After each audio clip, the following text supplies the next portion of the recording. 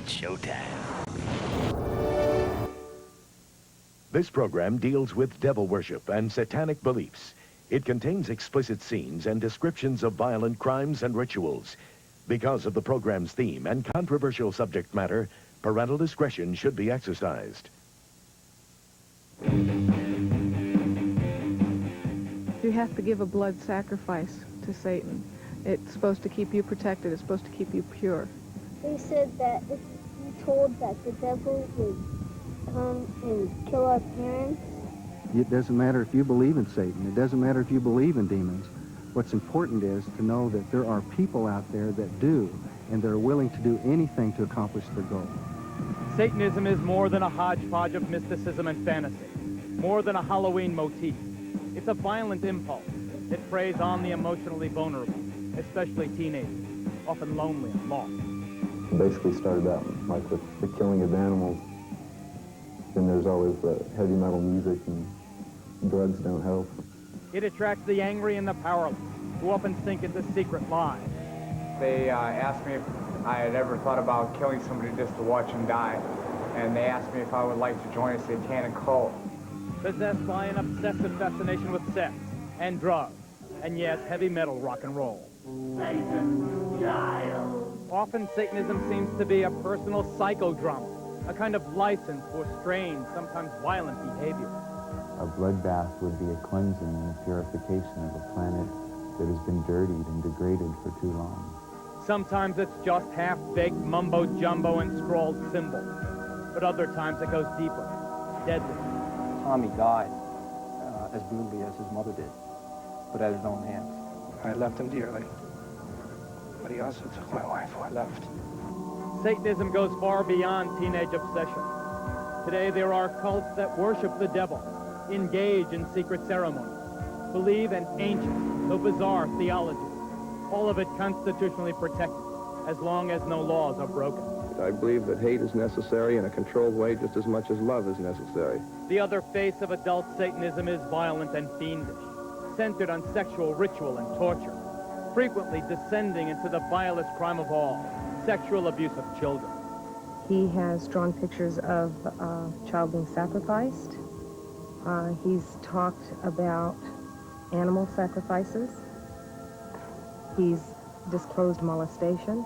And what of their own children? Some are born into satanic cults and grow up as lifelong members.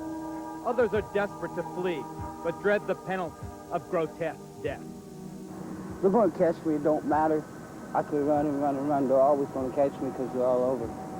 And beyond the mayhem and monsters, it's said that a nationwide network of satanic criminals exists. Start with the warped and wicked Charles Manson.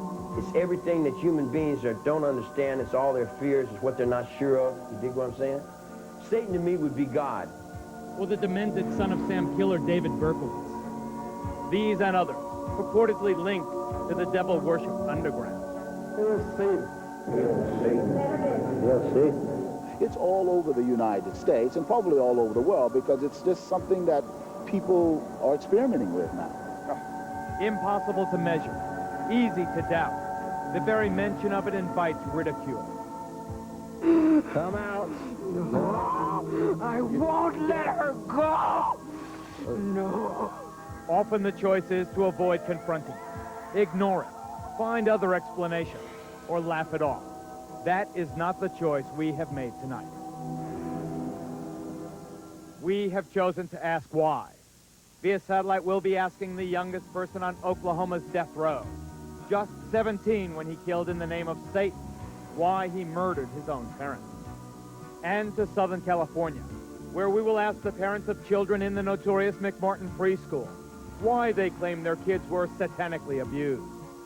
And to London, where rock star Ozzy Osbourne will tell us why he feels he and heavy metal music are getting a bum rap.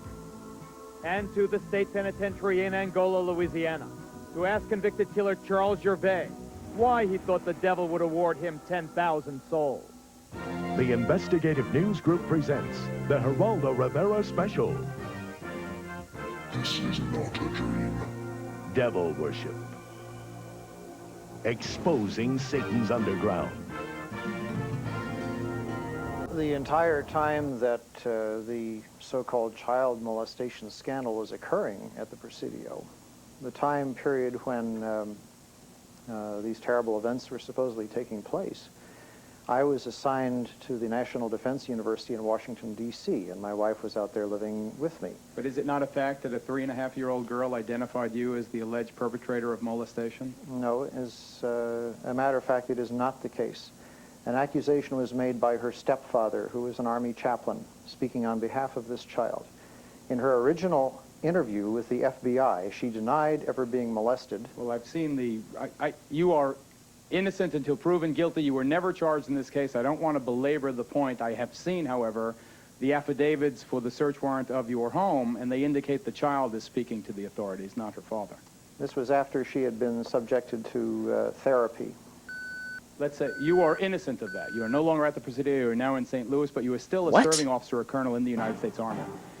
Do you feel it is inconsistent with a high-ranking officer pledged, sworn, to uphold the Constitution of the United States that you are also a practicing Satanist? Not in the least.